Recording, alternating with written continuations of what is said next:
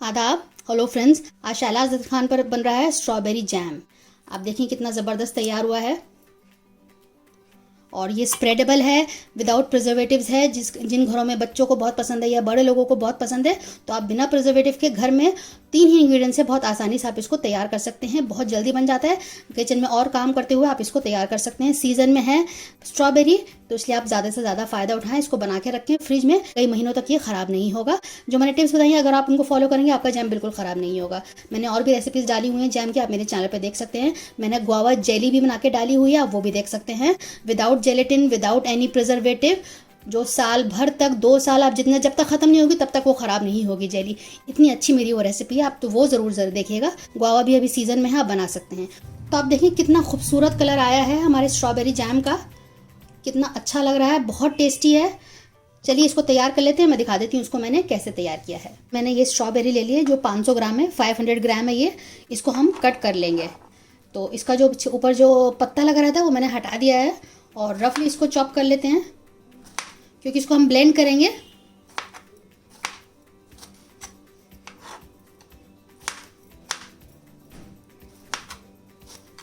तो सारी कटिंग हो गई है। इसमें से थोड़ा सा मैं रोक लूँगी, क्योंकि चंक्स मुंह में आएंगे जैम में तो अच्छा लगता है।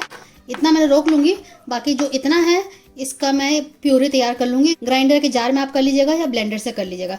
मैंने एक नॉन स्टिक पैन रखा है। इस प्यूरी को हम नाप लेंगे, जितना कप होगा उतना हम इसमें चीनी डालेंगे। तो अभी 1 कप निकला है ये, तो लगभग इसमें 1.5 कप प्यूरी तैयार हुआ है। तो 1.5 कप ही हम इससे नाप के चीनी डालेंगे। जो नॉर्मल कप होता है 1 कप, वही हम नाप के ले रहे हैं। जो चंक्स हमने रोके थे उसको भी डाल देते हैं। इसको हम काउंट नहीं करेंगे, सिर्फ जितना पल्प है उतने बराबर हम इसमें चीनी डालेंगे। तो 1.5 कप पल्प था, तो मैं 1.5 कप इसमें चीनी डालूंगी। अगर आप बहुत मीठा नहीं पसंद करते हैं, ये जैसे नॉर्मल मीठे के लिए हम 1.5 कप डालेंगे। अगर आपको कम मीठा पसंद है तो आप 1.25 कप कर लीजिएगा। लेकिन जो एग्जैक्ट जो तरीका है वो है कि जितना पल्प उतना चीनी। लेकिन हम इसमें थोड़ा सा कम डालेंगे, क्योंकि मुझे थोड़ा सा कम चाहिए मीठा।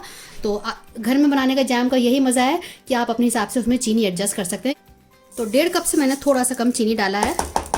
लो फ्लेम पे इसको हम कुक करेंगे। अभी हमने जो चीनी डाला उसकी वजह से आप देखें अभी ये गाढ़ा है। चीनी जब पिघलेगी तो ये पतला हो जाएगा। उसके बाद इसको हम पकाएंगे, उसको गाढ़ा करेंगे। और ये जो चंक्स हमने डाले हैं, टुकड़े डाले हैं स्ट्रॉबेरी के, ये सॉफ्ट हो जाएंगे। और जब हम जैम लगाएंगे तो मुंह में छोटे छोटे टुकड़े आते हैं, तो वो अच्छा लगता है टेस्ट। तो बिल्कुल लो फ्लेम पर इसको हम तैयार करेंगे। 20 से 25 मिनट लगेगा जैम तैयार होने में, और फटाफट ये तैयार हो जाएगा। इस बीच आप किचन में इसको चलाते हुए और भी काम कर सकते हैं। कोई ज़रूरी नहीं है कि ख़ास तौर पे इसके लिए आप खड़े रहें। जब आप दूसरा काम कर रहे हो तो आप तब ये जैम तैयार कर सकते हैं। और बीच बीच में जो आपको काम वो करते रहिए, बीच बीच में इसको चलाते रहिए। तो अब इसको पकने देते हैं। देखिए 5 मिनट बाद इस तरह से ये पतला हो गया है। और ये किनारे किनारे पर जो फ्रॉथ आ गया है, ये चीनी की जो मिलावट होती है वो है। इसको हम थोड़ा थोड़ा इसको हटा देंगे।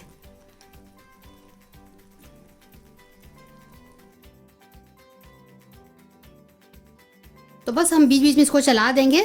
और बाय द टाइम ये हो रहा है तब तक हम एक बॉटल कर लेते हैं स्टेरिलाइज। उसको मैं गर्म पानी में डाल दूंगी 10 मिनट के लिए, और फिर इसको बिल्कुल सुखा लेंगे, बिल्कुल ड्राई कर लेंगे। या तो आप माइक्रोवेव में सुखा लीजिएगा या उसको धूप लगा लीजिएगा। अब इसमें मैंने आधा नींबू ले लिया है, इसको हम डाल देते हैं। इसके बीज निकाल लेंगे। लगभग 1 टेबल स्पून हो जाएगा ये। तो 1 टेबल स्पून मैंने इसमें नींबू डाल दिया है। इसको भी मिक्स कर देते हैं। घर में बने जो जैम की यही खूबी होती है कि आप इसमें अपने हिसाब से टेस्ट को एडजस्ट कर सकते हैं। कोई इसमें प्रिजर्वेटिव नहीं है, बच्चों के लिए हेल्दी रहेगा। बाहर के जो आते हैं उसको शेल्फ लाइफ मेंटेन करने के लिए, उसको काउंटर पर रखने के लिए कई कई महीनों तक पड़े रहते हैं, तो उसमें प्रिजर्वेटिव्स होते हैं जो सेहत के लिए अच्छे नहीं है। घर में बनाना बहुत आसान है। आप देखिए इसमें 3 ही इंग्रेडिएंट लगे हैं। आप चाहें तो नींबू ना डालें, बस उसके मिठास को बैलेंस करने के लिए हमने इसमें थोड़ा सा इसलिए नींबू डाला है। बेसिकली ये 2 इंग्रेडिएंट से ही सारे जैम बनते हैं। आप देखिए 15 मिनट हो चुके हैं। रंग कितना अच्छा हो रहा है धीरे धीरे, और धीरे धीरे ये गाढ़ा भी हो रहा है। और एक प्लेट को मैंने फ्रीज़र में रख दिया है, क्योंकि इसको हमें टेस्ट करना होगा ये कितना गाढ़ा हुआ। तो उसके लिए हम एक ठंडी प्लेट पे इसको चेक करेंगे। तो इसलिए मैंने एक फ्रीज़र में प्लेट रख दी है।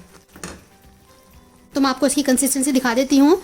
आप देखिए कितना गाढ़ा हो गया है, लेकिन अभी 3 से 4 मिनट और लगेगा। जैम बिल्कुल तैयार हो गया है। मैंने प्लेट निकाल ली है फ्रीज़र से। मैं थोड़ा सा इसमें एक ड्रॉप डाल के देखती हूँ। कुछ सेकंड अभी ऐसे ही छोड़ देते हैं। आप देखें बिल्कुल जम गया है, गिर नहीं रहा है। ये देखिए कितना ज़बरदस्त हमारा जैम तैयार हो गया है।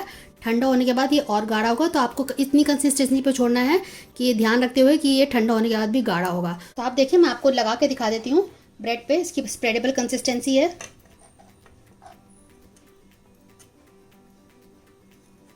ये देखिए चंक्स आएंगे ये मुंह में, अच्छा लगेगा। छोटे छोटे चंक्स हैं ये इस तरह से, जो बिल्कुल सॉफ्ट हो चुके हैं। मैंने तो इसको ठंडा होने भी नहीं दिया, उसको मैंने लगा लिया है क्योंकि मैंने अपनी चाय बना के रखी हुई है, तो मैं उसके साथ लेना चाह रही थी। तो बढ़िया सा देखिए हमारा ये तैयार हो गया है। तो जब तक ये ठंडा हो रहा है तब तक मैं चाय के साथ इसको ले लेती हूँ। बॉटल मैंने स्टेरिलाइज कर ली है और बिल्कुल सूख चुकी है, इसमें बिल्कुल भी पानी नहीं होना चाहिए, अदरवाइज आपका जैम जो है बिल्कुल ख़राब हो जाएगा।